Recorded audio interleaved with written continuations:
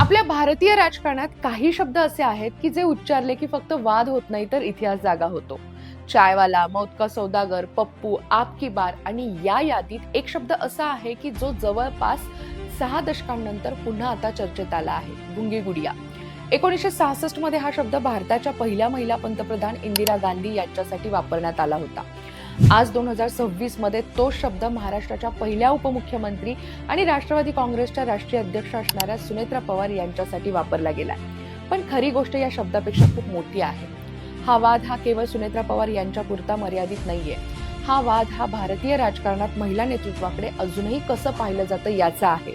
हा वाद विरोधकांच्या राजकीय भाषेचा आहे आणि सर्वात महत्त्वाचं म्हणजे हा वाद हा 2029च्या महाराष्ट्राच्या राजकारणाची दिशा ठरवणाऱ्या अनेक नरेटिव्ह पैकी एक ठरू शकतो का याचा आहे. तर आज आपण भावना बाजूला ठेवून कोण बरोबर कोण चूक यापेक्षा या संपूर्ण प्रकरणामागचं राजकारण समजून घेणार आहोत आपल्या विश्लेषण वाईज मध्ये.